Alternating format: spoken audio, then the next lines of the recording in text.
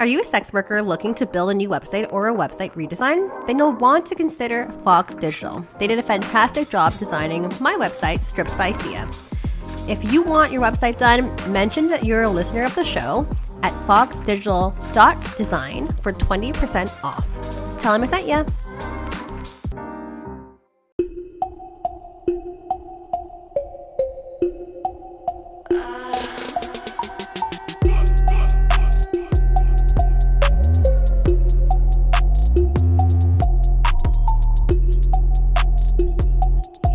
Welcome back to another episode of Stripped by Sia, your podcast for strippers, sex workers, and all the fancy naked people in between.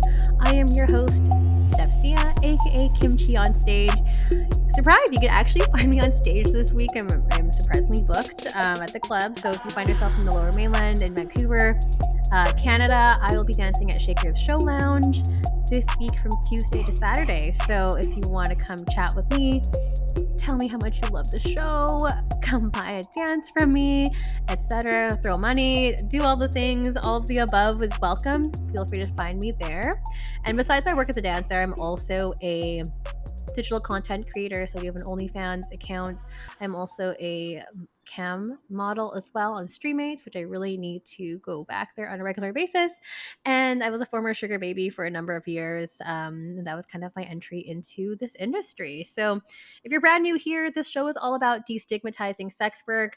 I do know that a lot of you are kind of brand new as well. A lot of you I'd met at the Living in Community Conference not too long ago, just a couple weeks ago, where that was a really great event to meet so many people advocating for sex worker rights in and around the British Columbia area, the province that I live in, and also some people that came in from out of town as well. So just want to say hi to you guys. It was really cool to connect and also to do my very first keynote. Thank you all for the support. That was incredibly nerve-wracking and anxiety-inducing, but I survived. Yay! And for everyone else that's also curious about like, hey, how else can I get involved in advocacy work or whatever, there are tons of organizations. I just feel free to ask. I'm happy to do any introductions for you all, but I usually get that question a lot. So yeah, other than that, back to the show. A lot of you are also Patreon subscribers. Thank you so much for your support. People are also asking how they can support the show financially, and I used to give it a PayPal link, but we all know how PayPal is really problematic. But Patreon subscribers get exclusive video access to all of the episodes from season 5 and over. That includes the episode itself, unedited and raw, and pretty much ready to go an entire week before the public gets it on all major podcast platforms. And yeah, there's also really cool announcements, lots of bonus episodes. There's a lot of bonus episodes I'm finally releasing that are on that platform. So feel free to check it out. It's tiers as low as $4 a month. It's patreon.com/strippedbysia. And just a quick hello and shout out to those who are on the second and top tier. You guys get a little fan recognition shout out.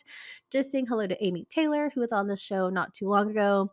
B York, thank you so much. I just love creators that support our other creators. It's amazing. Go follow them. They're amazing. Eric Rajo, we've got Moxie Mayhem, Selena Money, Geyser, Ted McGuire, Justin Erickson, Snoo Snoo, all you people from all around the world. It's really, truly inspiring and amazing that you're choosing to support a small little independent show on sex work. But we need more people like you out there. So thanks again for your support. And if you do like shows like this, if you're interested in learning about the adult industry in different capacities, feel free to check out the network that I'm on, Skyhawk After Dark TV.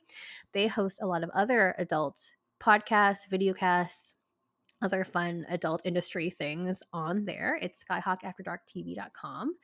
And last but not least, I forgot to mention my Patreon helps support the funds for my website because, hosting a website costs money. So it's strippedbysia.com. And my friend Anthony Joe of Fox Digital has created that website and also helps a lot of other sex workers who are looking to, break out onto the online, get a website for themselves, or maybe get a makeover on your existing website. There's tons of options out there.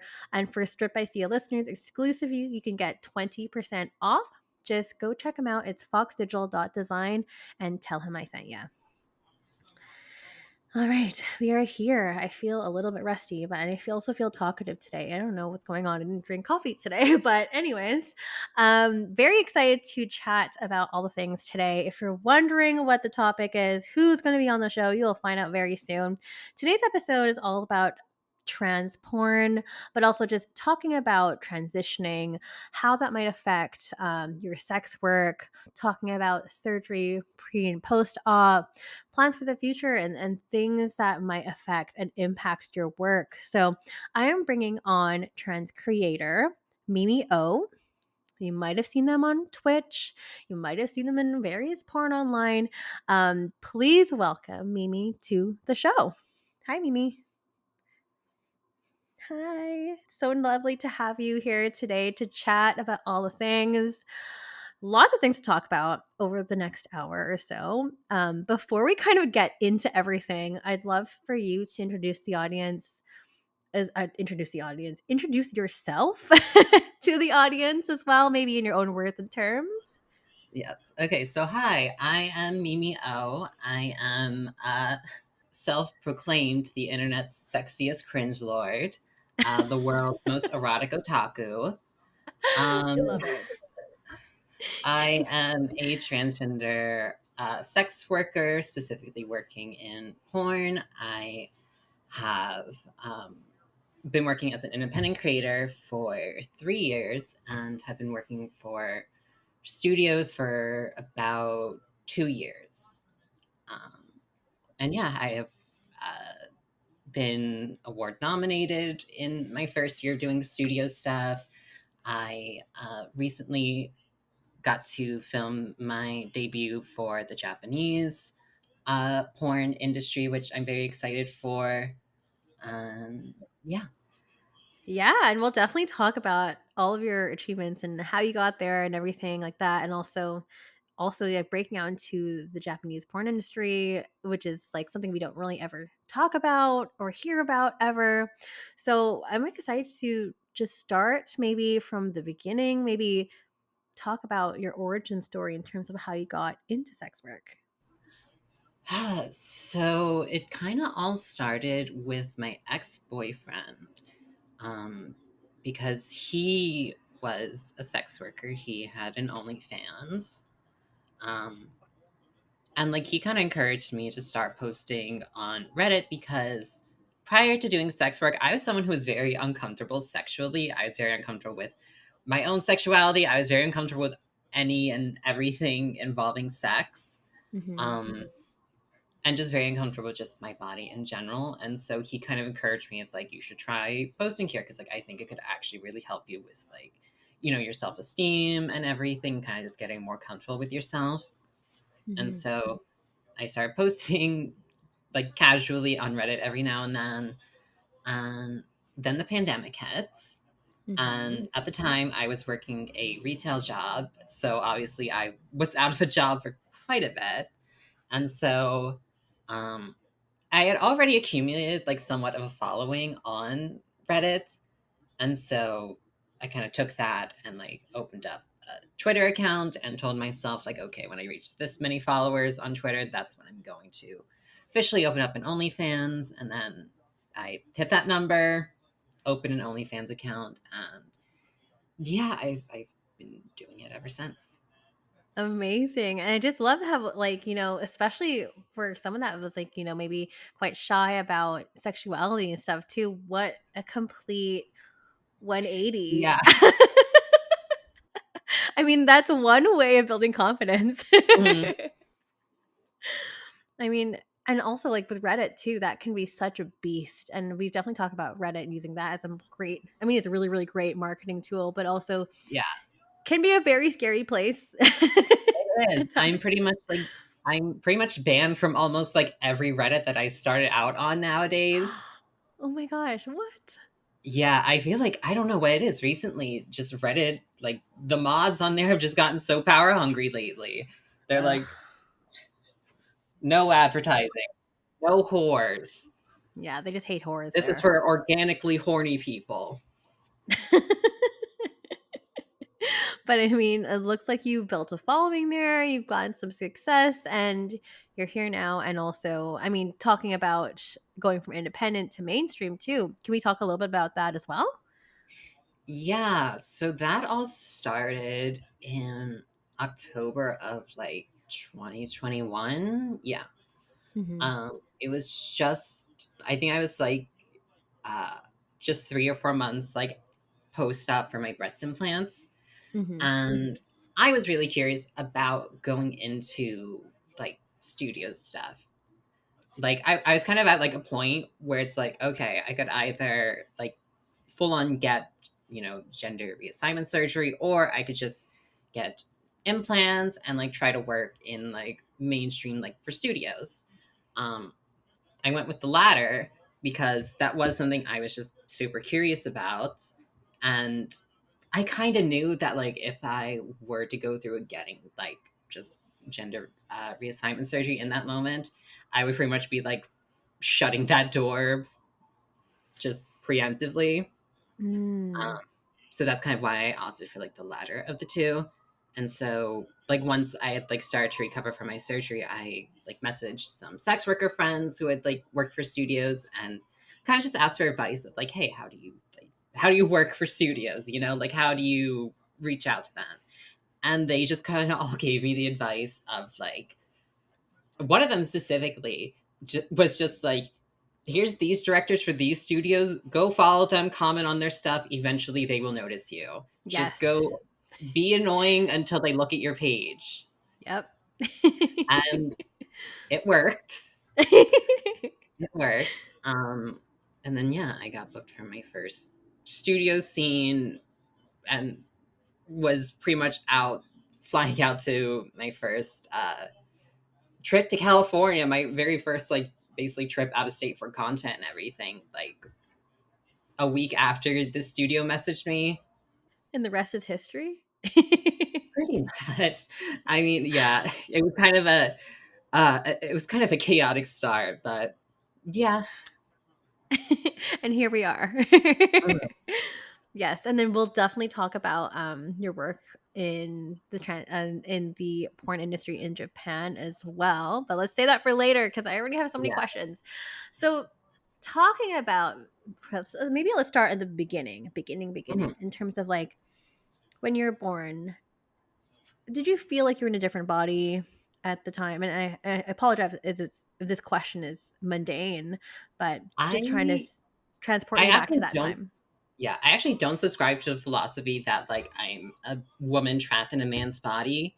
I've Mm, always had the belief of like, like my body is that of a woman, like no matter what stage it's in, because in my mhm, heart and my soul, no matter what, I'm fully a woman, you know mhm, like no matter how I look, like no matter how I present myself. um like yeah, I never saw myself as being born in the wrong body, mhm, because I just always saw my body as like that of a woman's body. Sure, it's different than like a typical woman, but like, mhm, you know I've just always had that belief, like there's no one shape for what a woman is. There's no one uh, standard for what womanhood is, in my opinion. absolutely. That makes a completely valid point for sure. Yeah. And I guess like going and deciding to do surgery, to tell us about that journey, your preparation, the research that you were Mm, doing and stuff, but maybe start from there. yeah.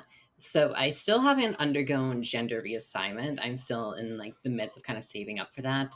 Hmm. Um, in terms of like my breast implants, because that's quite literally the only thing I have like ever gotten done. Hmm. Um, God, I don't even know. I didn't really look up like trans specific surgeons for it.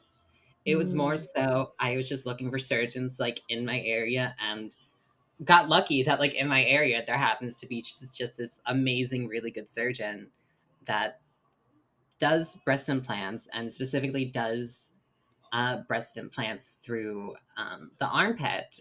The most common Oh, incision is the under boob. right. So yeah, if I were to, I mean, my armpits aren't shaved right now, but like right here, there's like a very An small incision. scar. Mm-hmm. Mhm. So Interesting. on my actual breast, there is absolutely no scar whatsoever. Wow. I did not even know that you can get surgery through the I didn't know either. armpit. I don't think a lot of people know. And so like whenever someone reaches out to me, because I've had like other trans people like reach out to me and ask like about my implants and everything. Mm-hmm. And I tell them exactly what surgeon I went to, which is Dr. Adrian Lowe here in Philadelphia. Shout Um, out. yes, amazing surgeon, an absolute artist. Um, And I always tell them, like, if even if you don't go to him specifically, try to find a surgeon that does like the armpit incision because it Mm-hmm. makes such a difference in just how like your implants are perceived, in my opinion. Because Yeah. so many times I've met people and they just had no clue that like I had implants Wow. Like because like supernatural. because there's no scar and again with this surgeon in particular like he really does them kind of like to size as well, Mm-hmm. so like the way he kind of did it for me was filling an empty implant to like what my goals were and then kind of doing like a little bit more just to see Mm-hmm. like how much like your body can handle while getting like as close to what you want. And so that Right. way like if your body can't handle your original goals you'll be a little smaller, if it can handle a little bit more and get you a bit closer they'll be a bit bigger. Like when I went Right. in for my initial consultation, we originally talked about 350 cc, Mm-hmm. and the end result ended up being 365 cc. Oh, yeah. A little larger. Mm, And I remember because it's like, not remember this conversation, but like this is how we kind of met too. Because I think I was like, let's talk about yeah, breast implants. Yes, exactly. And I yeah, was like, yeah, I'm like, let's definitely have an episode for you. Yeah, for sure. And that's interesting too, because like I think, and if you are listening for the first time, you might want to go back a few episodes to talk about. We had a whole discussion about breast implants, and kind of like what those deciding factors might be. If you're a pole dancer, then yeah, there might be other specific things. Depends on what kind of yeah, activity you're doing. If you're a yeah. bodybuilder, you might want to. There's a couple other factors you should definitely double check. I mean, for me specifically, like my deciding factors was the fact that like I had a lot of like dysphoria centered around my chest, a lot of gender dysphoria centered around it. Hmm. And then again, that factor of like, wanting to try to work within like studio porn. And so like when it comes to studio stuff, it doesn't hurt to have like bigger boobs. It doesn't hurt to have implants. I mean, I feel like there's such just a common thing in porn and like so many people don't realize it. Hmm. Definitely. I mean, I feel like all the people that I know in porn, I feel like 90% of them definitely have had Yeah. some kind of surgery done, That's why especially like for breast like implants. I always take a bit of umbrage with people who are just like, "Oh, I'm 100% natural. My body's all natural." Because it's like we work in an industry where it's like our appearance, our kind of our selling points, and like Hmm. everybody indulges in like cosmetic procedures here and there. Whether it's Absolutely. like full on surgery, whether you're just like getting a bit of filler, injectables, Botox, whatever, everyone indulges in that. So I always just take a bit of umbrage with people that are like specifically just that, oh, I'm all natural. But most of the time they aren't because they usually are undergoing like injectables or something. You just can't tell. Totally. Oh, totally. They just did a really good job. We're having They go for like very like natural or like minimal results. totally. And there's nothing wrong with that. Like, I just feel Yeah. like, yes, our industry in general, and especially in porn, specifically like that corner, it's so Mhm. commonplace. It is so common. I'm a very anti plastic surgery shaming, you know? Yeah, that doesn't need to happen. What you want to do with your body is your own business. And, Mhm. especially like with an industry, as you mentioned, that's so centered on Yeah. bodies, then of On course we bodies, want to enhance it. on appearance, on like looking the hottest you can possibly look. Yeah. Talking about, I mean, kind of related too, but talking about like transitioning, Mhm. can you talk a little bit about that? Like, was this before you entered sex work, during sex Yeah, work? so I have been medically transitioning for in January it'll actually be 6 years. Um, yeah, I started when I was 19. I turned 24 tomorrow. Not 24. I turned 25 tomorrow. Happy So thank birthday. you, thank you. At the time that like we're recording this, it's literally like the day before my birthday. Um, but yeah, I didn't fully enter sex work until I was like 21, so I was Right. about 2 or 3 years into my like medical transition already. Whereas I feel Mhm. like what's common is most trans sex workers tend to enter the industry during their early transition as a way to like support themselves and support their transition. Okay. Um, Yeah. and so for me, I was already 3 years in. I had kind of skipped the very awkward stage. All of my like very awkward stages of transition were all pre-sex work, basically.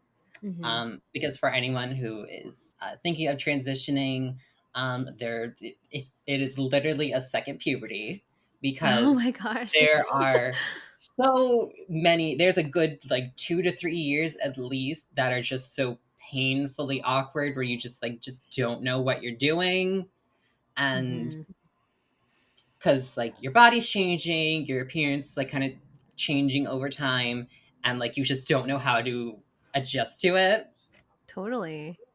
Like whenever I get comments of like or messages from like other trans people who are like, oh, like you're one of my transition goals, I hope I can look like you someday, or like Oh. what did you do, how can I look like you, and it's like there was a lot of awkwardness before I end up looking like this. Yeah, you're like, you guys just didn't see it Mhm. or experience it. But I mean, can you give us a little insight about like some of those, what the specific struggles you might have gone through, just so it's a bit more like, I I don't think know. the biggest struggle was probably with like growing my hair out. I think that was Hmm. probably the biggest one because Hmm. high school, like I was completely bald. Oh, wow. I had like a random Britney moment and just like shaved all my hair off. Oh my gosh. Yeah. Oh, And wow. so Yeah. from that moment, I was, growing my hair out completely from scratch. And there was a period where I was also like, when my hair was still very short, where I was also dyeing it a lot myself and bleaching it a lot. So my hair was also super damaged, super Oh fried, my super gosh. damaged at like super awkward lengths, not knowing, I didn't know how to style my hair at all. Like I didn't know how to do shit to it basically. And I feel Hmm. that's always I feel like that's all the two most awkward parts, actually three most awkward parts of transition are like hair, makeup, and clothes. Like trying to figure out Hmm. like what your like new style is basically. Because like Yeah. I definitely had a period where it's like I was trying stuff I thought I'd like, but then once I actually wore it, I was like, no, this doesn't look good on me. What? Oh no. You're like, sorry, just Like, yeah, experimenting. oh god, like when I moved into this apartment, um, my apartment that I'm currently in now, and like Mhm. I was going through like all of my like clothes and like figuring out like what to bring with me, what to get rid of. There was so many things where I was just like, why did I buy this? What woman did I think I was that I bought this? You're like, cringe. The cringe is Mhm. real. Hey, yeah. I mean, it is like a kind of like a really awkward phase because Yeah, you don't know what feels good. You don't know like what's gonna look good. You just kind of like like kind of have to go through the whole experience of girlhood into womanhood in like such a short time, basically. that And like you is have to navigate that awkward. by yourself. Oh my gosh. I mean, And yeah. it's super difficult. It is super awkward. It definitely takes a few years before you really start to like, in my opinion, before you really start to like kind of come into your own as like a woman for like For the sure. average person transitioning. Yeah. It And really like takes you like quite a bit to like discover like what kind of person you are. Yeah. Because, kind of like up until that moment, you're kind of just living as something else.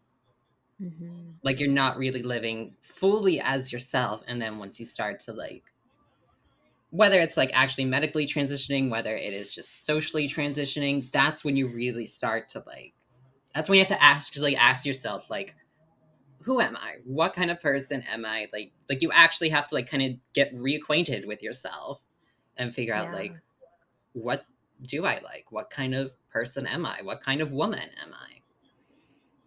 Those are a lot of big questions and like deep Yeah. reflection that you have to ask yourself. And like, Mm. I just remember myself going through puberty and Yeah. also just going through adulthood. Like, that was a long time for me to be comfortable in my own skin and know who I am. And then Mm. for you to do that in just a few short years is crazy. And I mean, I'm lucky to the fact of like I got to transition pretty young. A lot of people don't Hmm. have the luxury or the benefit of being to transition when they are super young. Some people transition like super late into life, and so they Right. like have even less time to like ask themselves those questions. Yeah, and those are really important and vital questions. And you mentioned something too, because like yes, there's like there's kind of I guess maybe three aspects. You said medically transitioning, socially transitioning. There's also Yeah. physical too. But talk to us about the I mean, social physical kind of goes into aspect. the medical. Yeah, it's kind of intertwined. Yeah, so the physical is like, I mean, there's always like different routes to going about it because there's like just so many different methods of it.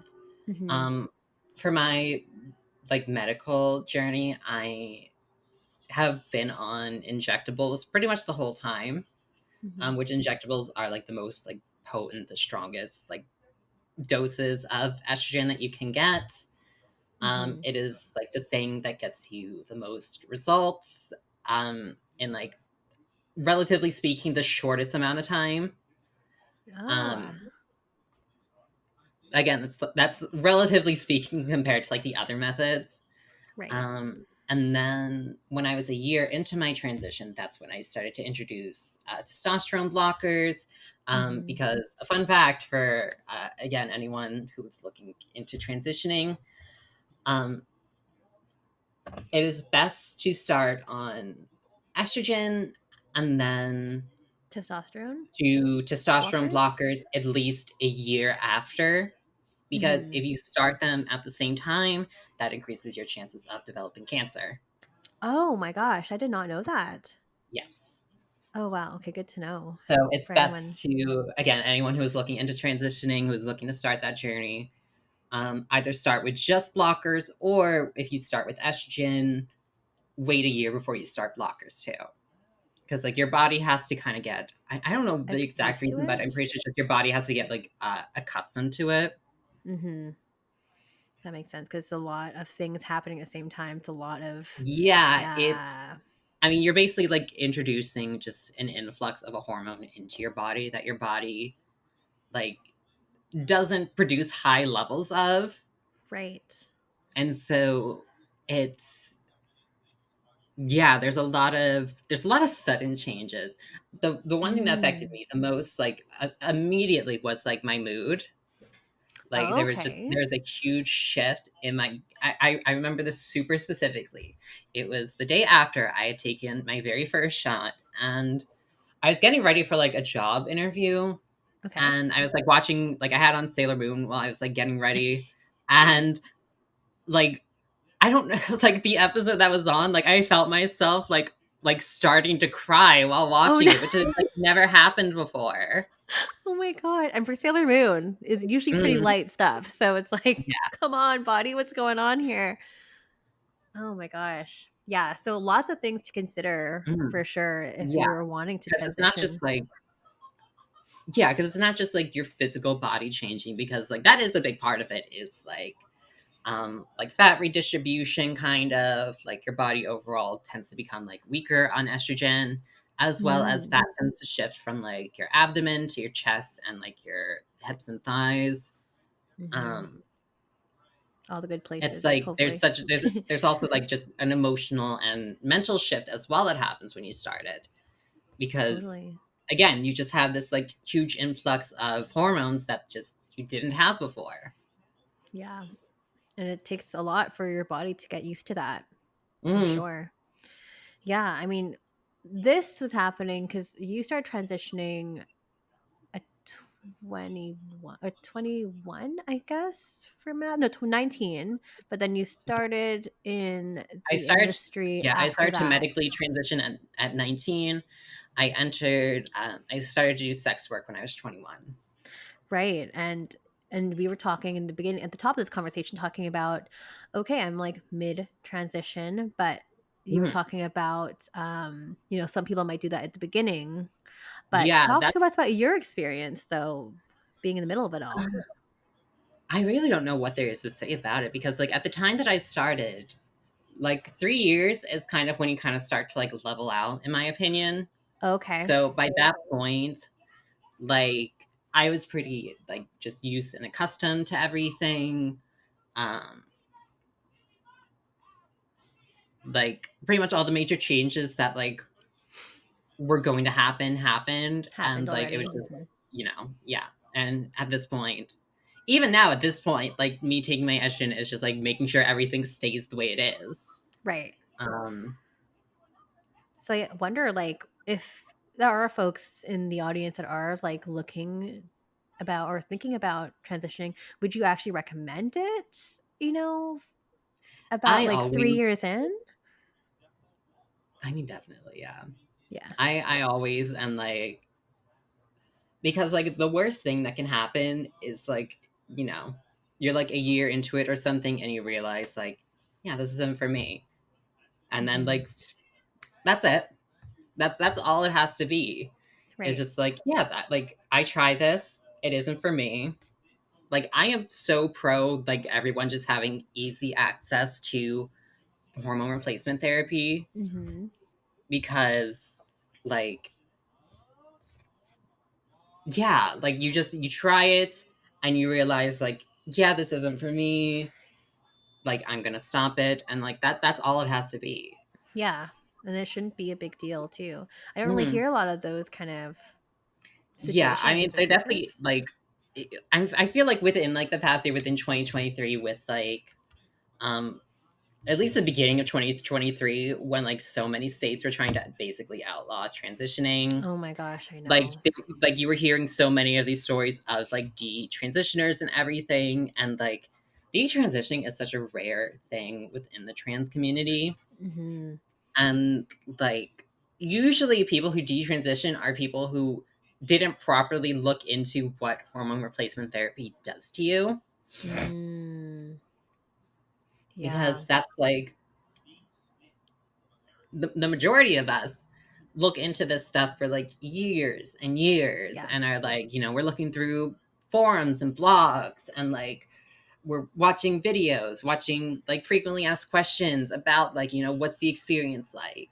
Right. And normally like the stories that you hear, I remember like one of the most prominent ones was like someone who was like, oh, I regret taking testosterone because like, it made me gain weight and I grew all this hair. And it's like, well, yeah, what do you think That's testosterone does? what I was going to say. Isn't that like the normal Like outcome? that's That's what you like, yeah, expect? that's what it does. And so Yeah. I think like, yeah, I think people have to go, when it comes to transitioning, people kind of have to, I recommend going in with low expectations, go in Mhm. with low expectations, go in knowing it's going to take you years to look how you want to look. Yeah. And that it's not going to be instantaneous. It's not going to be overnight. It's not going to be over a month. It's not even going to be over a year. It's going to be a couple years of steady commitment and gradual change. And one day, like, you'll just notice, like, holy shit, I'm not the person I was like 2 years ago. Yeah.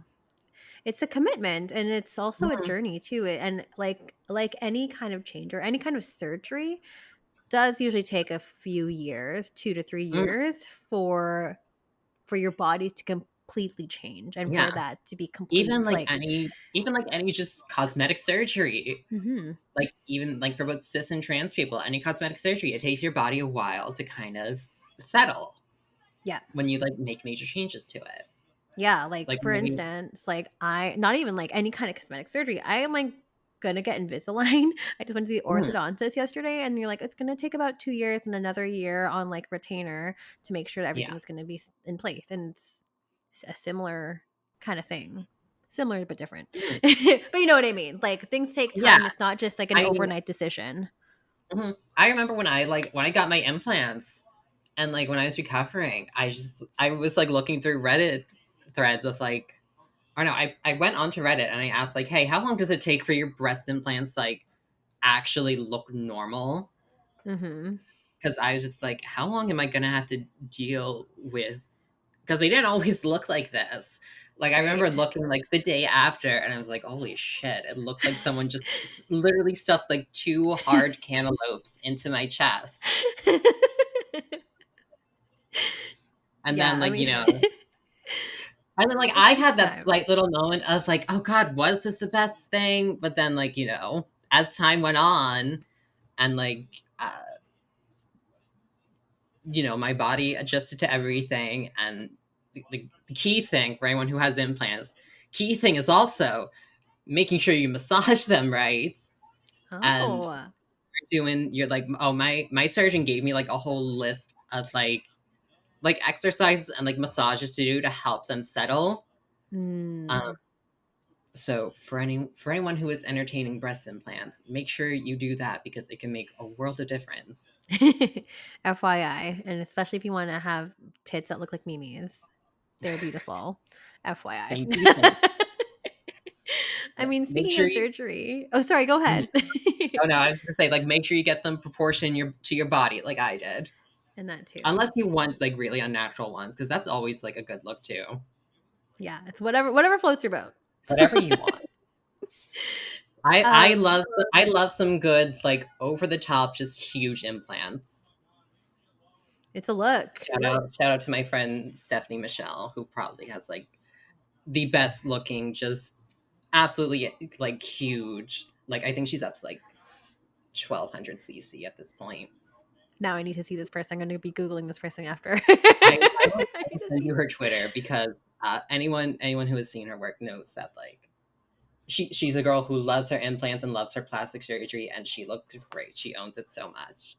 Okay, please send it. Please DM this to me later because I really want to take a look. Yeah. I mean, going back to you though, going back to the Mhm. topic of surgery too. I know that you said you might have some future plans for Yeah, surgery, or what that looks like. I've been planning to undergo sex reassignment surgery pretty much since I started transitioning. That's always been like an end goal of mine is to undergo that. Um, and like doing sex work hasn't stopped that goal.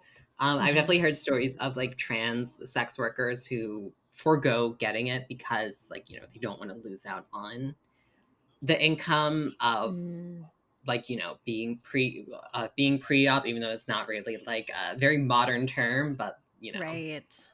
and I mean I even had people who were unhappy about the fact that I was getting breast implants. Really. I mean, Yeah, yeah. I Talk had about that. followers who were like super unhappy about it. And Yeah. yeah, none of that has stopped me from like wanting to get it still.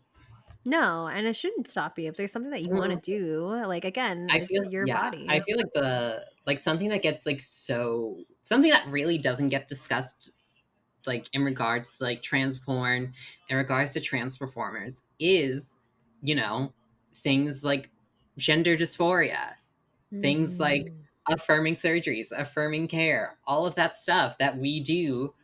So, we are actually happy with ourselves. None of that, Yeah. like, and the reason why we do it, which is dysphoria. These are all things that don't really, I feel, get discussed amongst the topic of like trans porn. Hmm. And it's like kind of Yeah. the reason why I feel like you don't see a lot of like post-op trans models because like trans porn at the moment, trans porn, like in the mainstream, represents such a limited scope of like trans bodies and what being trans is. Oh yeah, please And elaborate. I have thoughts and feelings on this yeah, too. yeah, it's I yeah, I mean the most, not necessarily the most PC description, but like the thing that would always get thrown around is that like if you're a pair of tits with a dick, you have a job basically. Right, I have heard of this before, Yeah. which is so And it's disappointing.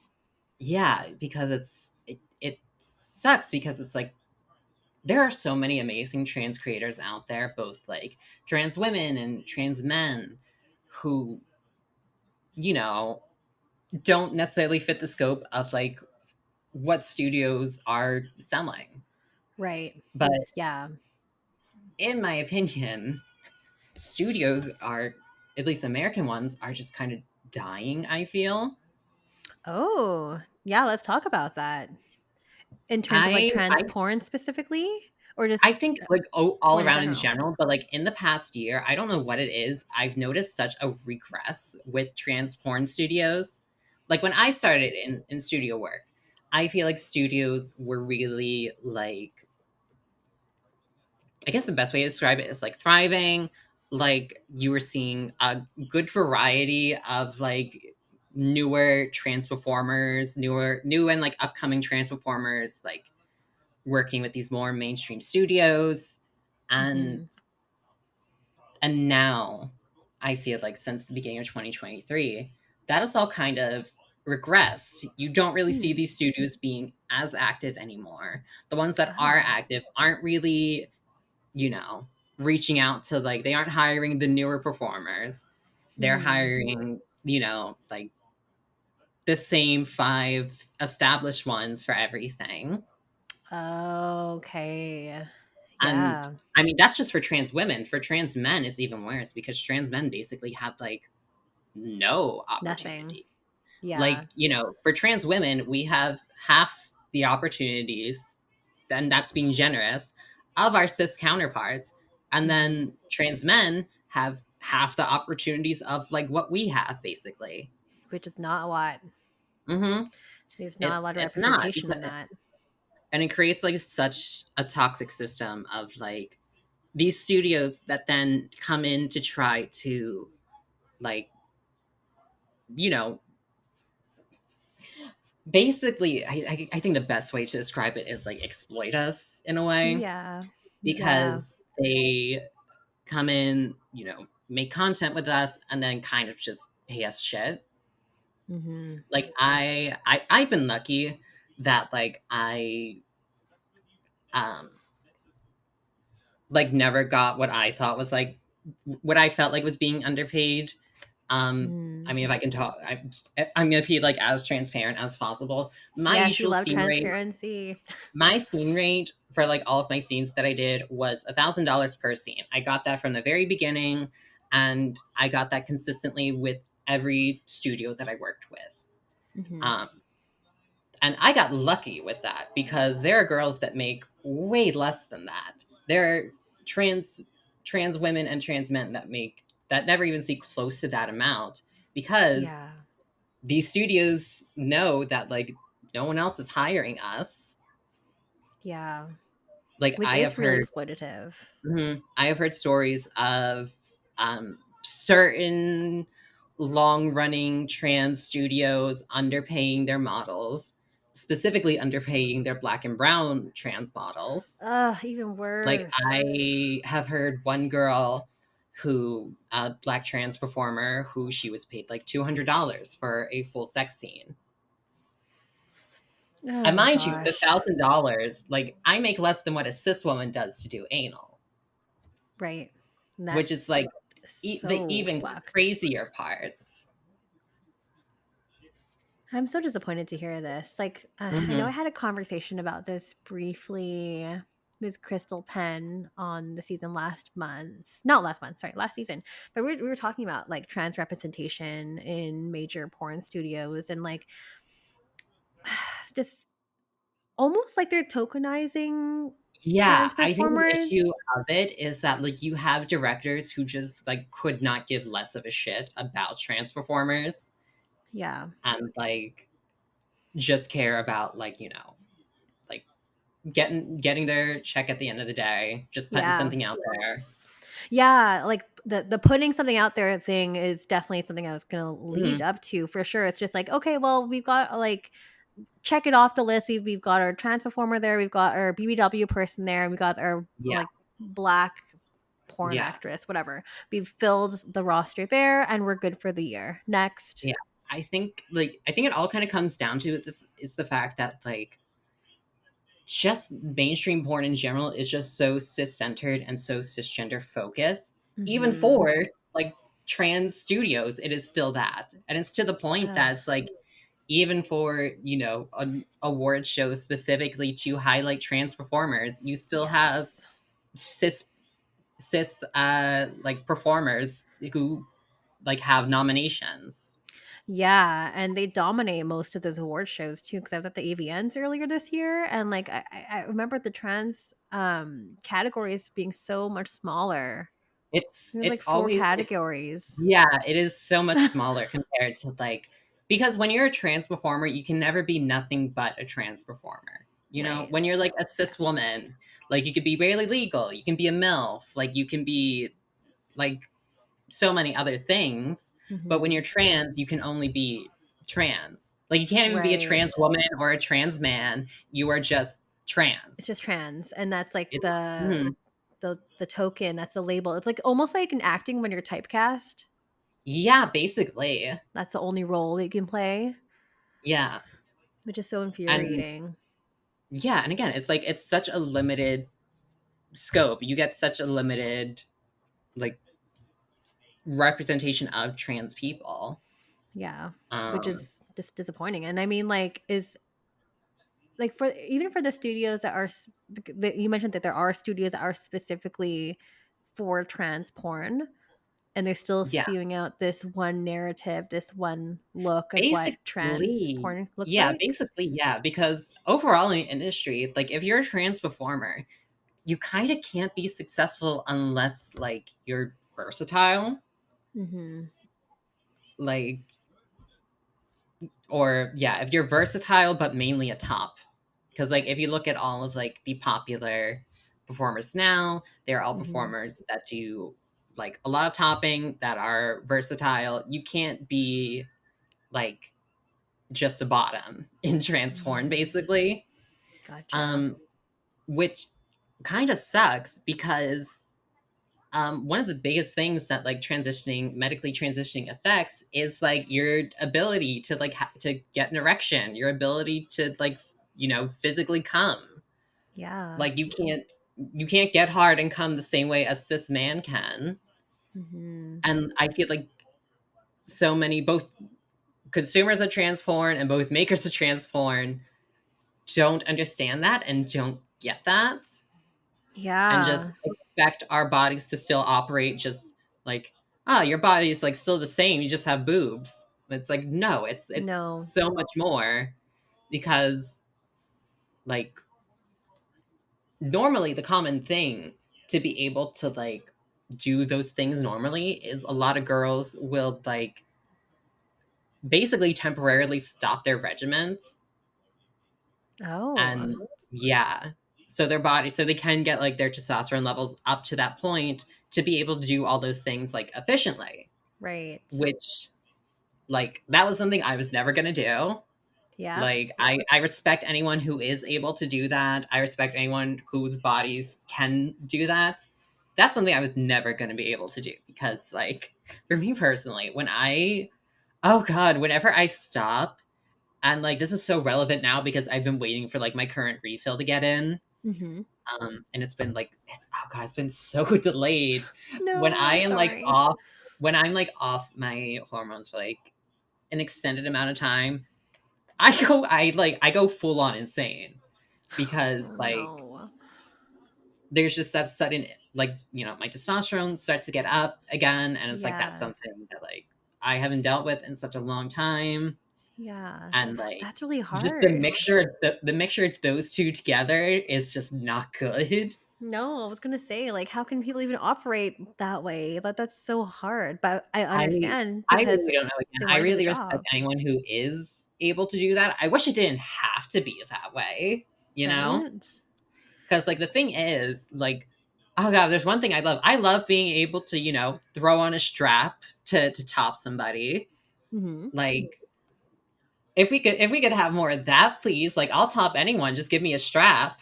Yeah. But like, if Yeah. you're asking me to use like my physical parts attached to me, that's not happening. Yeah. Takes a bit more planning and stuff too. Yeah, That's really that's that. difficult.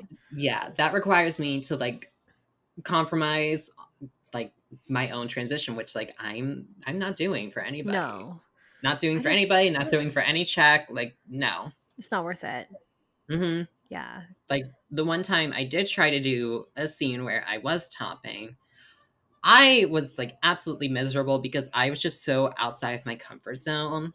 And like, yeah, like I was doing something that like I was pretty much forcing myself to do something that like I just wasn't comfortable with. Yeah. And like that's kind of ultimately why like I decided to stop working for like American like transport studios, is because a lot of it was just me like doing Com- stuff that like I wasn't super comfortable doing, trying to force myself to like appease what they're do looking these things that for. like I really didn't like for like, the sake of my career and getting Right. myself out there more. Yeah, I mean, you shouldn't have to do that. Like, you shouldn't have to compromise. Yeah. I feel like no paycheck is worth that at all. I mean, Hmm. along this topic too, because I know you've had experience in Japan as a porn actress as well. Like, I would Yes. love to hear and like to compare and contrast to see what that looks like over there.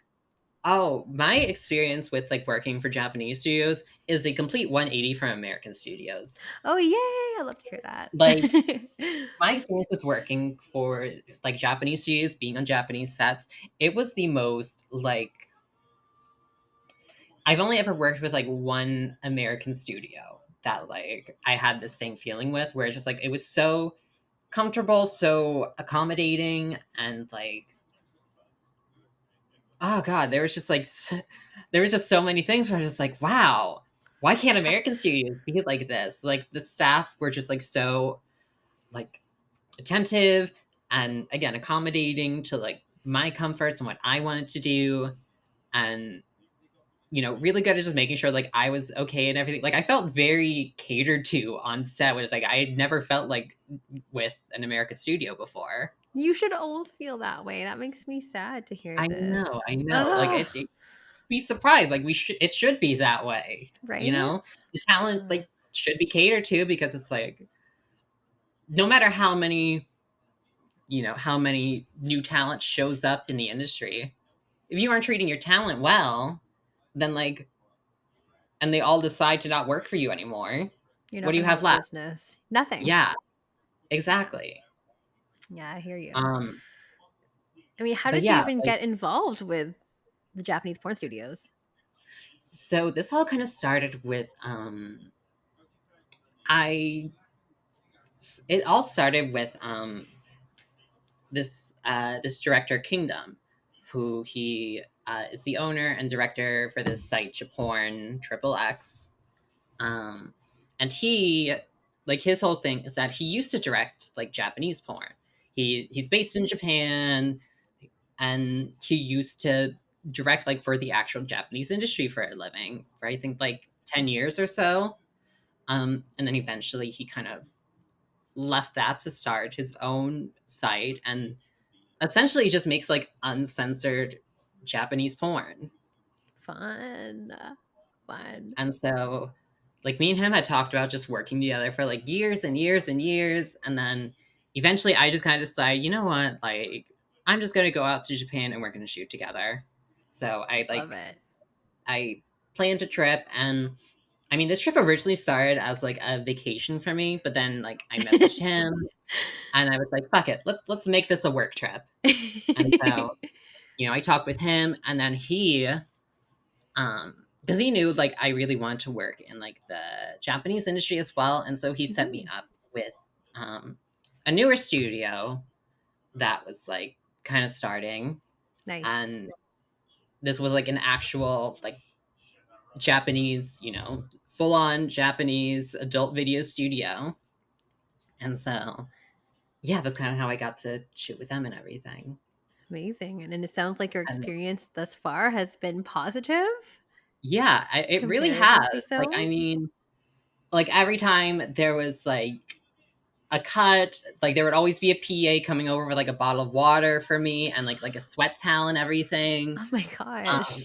I remember there was like when I was shooting with Kingdom, there was like a moment where I like we had shot two scenes that day, and we were shooting the second scene, and I had like torn my hole during the first scene apparently, because when we started to get into the penetration for the second scene, it was like super painful, and it's like I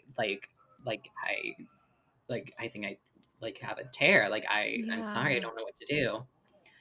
And I was like, because like in American studios, I'm so used to like the directors telling me like just be slow if you have to, but push through it. Basically, Right. Yeah. Grin and bear like it. we gotta get this done.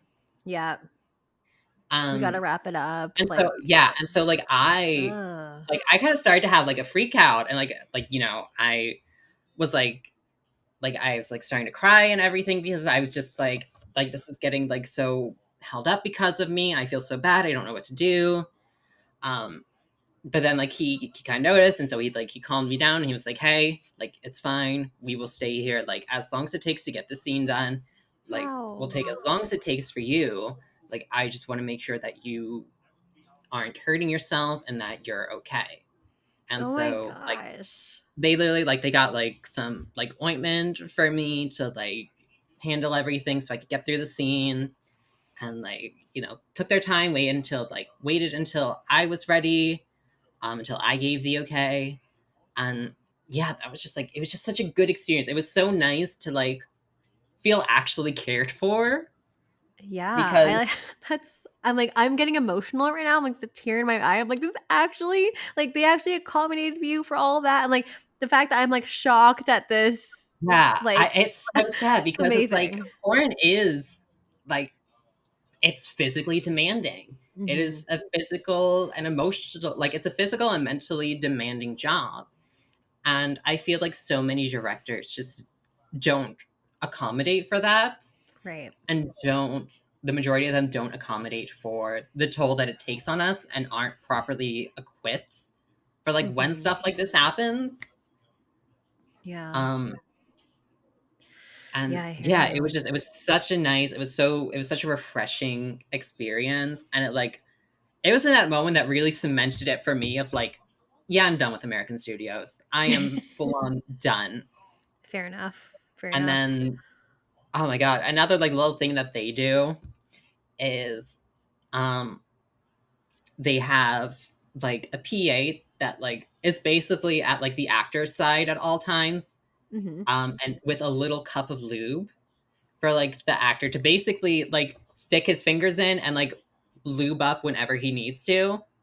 Oh my gosh, I And love it. when I tell you, like, American studios need to adopt this, because it is the best way to get scenes just like done.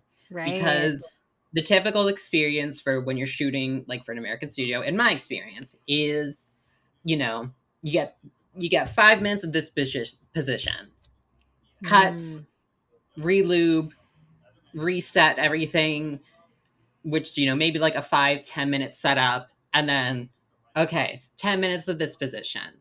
right. But with this, it's like there is no cut, basically. You just do a strategic zoom in for the actor to like relube off camera, and then Ah, there you you can just go. easily like flip from one to the other, get it like pretty much all done in like one go. Smart and Like efficient. it was so efficient, and I'm just like, why aren't like American studios, like directors always rushing you to get this done? And it's like, if we just Right. started doing this, it would save so much time. And less pressure on the talent. Mm. which is nice. And And just like, hopefully yeah, and just so much more comfort too, comfortable. Yeah. because it's like you're not just like, lubing up between takes. It's like you're able to do it like as you go and just Like make more sure it's like a comfortable natural. experience for everybody. Totally. American Studios, Because if you're like, listening, take mhm, notes. because like that's the thing that they do for both cis porn and trans porn is have that little cup of lube. There we go. And it's not even like it's just so simple. It's just like a Yeah, simple like it's such a solution. simple thing. Like you just get fill it up with like, like if you're doing vaginal, fill it up with a water based. If you're doing anal, fill it up with a silicone base, and like there. So smart. So smart. So smart, so simple, so easy, and like yeah, American Studios start doing this, especially if Start you're doing shooting this. anal. There we go. There you go. Let's end on that positive note, though, Mimi. Yeah. We could probably keep going on and on about this, but it's Oh, just so I could fascinating. talk forever because I just like again, it was just such a positive experience. I We're so can't wait to glad to go hear back. that. I can't wait for my debut to drop. I hope Yay! I get to work more in the Japanese industry. And yeah. Fingers crossed for you. So exciting. But what's also exciting is that there's some questions that came in from the Mhm. audience as well. So it's time to shift over there to switch gears. So first one is, and this might not be applicable to you, but I'm still interested to hear like maybe hormone wise how it might affect yourself. But are orgasms vastly different before and after? Um, so I can't speak on how they are when it comes to like gender reassignment surgery. As far as like when it comes to like medically transitioning, like just hormone therapy, they are vastly different. Oh my god. Because um for one thing, it's okay, like a lot of times it's more difficult for me to orgasm. Just because that's just like it's just a side effect of hormone blockers. Um, when I actually do orgasm, though, it is like it's a much more internal feeling, and it is like much more like it's super intense as well, like more so than it used to be. And on top of that, I like I don't really come anymore the same way that like a typical like a cis guy can, Right. because now like if anything does manage to come out, normally nothing does. Normally again all my orgasms are usually like internal, very rarely are they like external.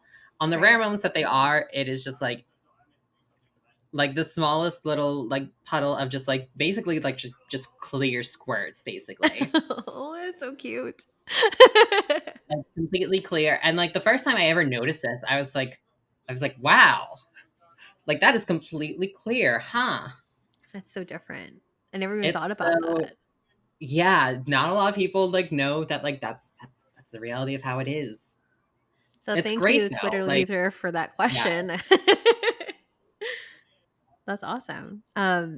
The next one is, and this might not be applicable to you, but if you want to chime in, have trans erotic dancers found it difficult or impossible to find work at strip clubs? So I can't personally speak on this because I've never been a dancer. I unfortunately have a severe case of the Caucasians, so that was never in the cards for me. Um, I do happen to know, like, I have quite a few friends who are in that side, though, who are dancers. One of my closest friends, V, she is a dancer in like the Southern California, like LA area. And I don't know if she ever gets work in like clubs or anything.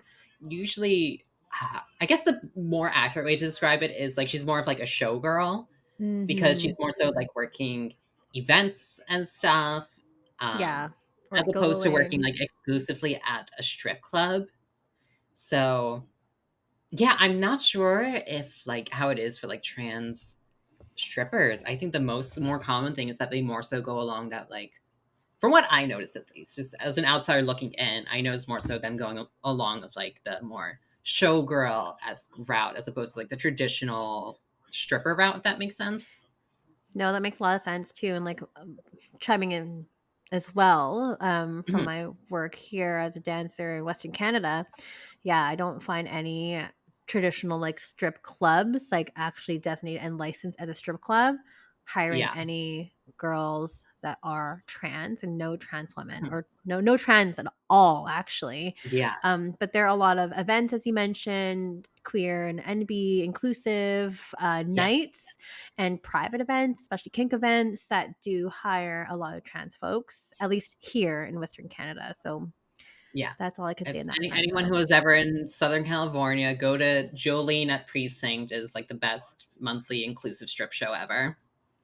There we go. Check it out. Oh, yeah, I was about to say, like, that was like one of the things that like I really liked about Japan, was that like you had so many, you actually did have spaces for that.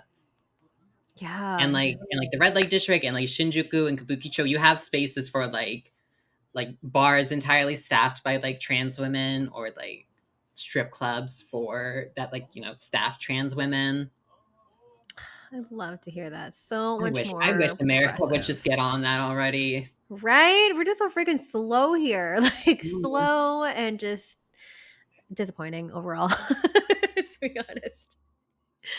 Maybe before I let you go, where can we all find you? So you can find me on Twitter at odangmimi. You can find me on Instagram at odongomimi. And you can find me on TikTok at odangitsmimi. I'm also on Twitch as well at odangmimi. I do Twitch streams every Monday, Wednesday, and Friday. This will probably come out after Exotica. I'm also going to be at Exotica, New Jersey next weekend. So looking forward to meet everybody there. And yeah, that's all the places you can find me. My Japanese porn debut will hopefully be coming out in November. I know legally it can come out by that time. Uh, there's like legal like laws about like how long you have to wait before you can release porn production in Japan. Oh, Yeah, that was a so fun thing too. after the production wraps, you can release it like 3 or 4 months after. Okay. Another thing I didn't know about that either. Wow. Um, but yeah, that is all the places that you can find me at. I also have a Discord server as well, which I regularly advertise on Twitter. And yeah, All the things, all the places. Go follow, go like, go buy her porn. yeah. Do I all the also have things. a GoFundMe for my Surgery? for my gender reassignment Oh, surgery. amazing. That is linked on my Twitter for any generous people who want to donate to that. I very much appreciate it. I'll plug that in the show notes as well. All the links, all the things. Yes, Please go help support Mimi. It'd be amazing. And yes. for everyone else. Mm-hmm. Yeah, once I have a pussy, I'm gonna make so much like better and hotter porn. So And we'll have to bring you onto the show to talk about that too again when that happens. yeah. Oh God, I have Part so much. two. I'm gonna be so annoying like when it does eventually happen.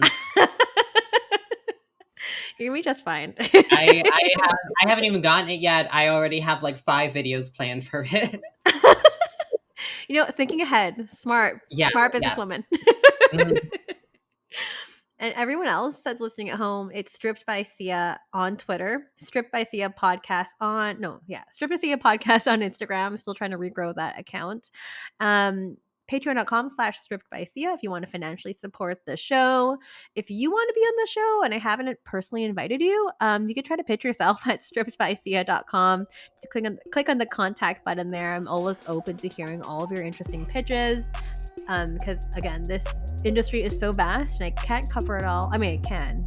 My goal is to try to cover it all. But please reach out to me there and tell us if you like the show. Rate 5 stars on Apple and Spotify.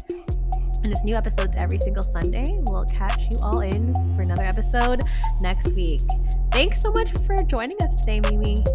Thank you for having me.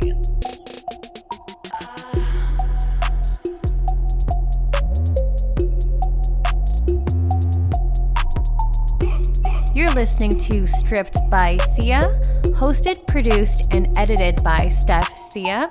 Music by Ted D.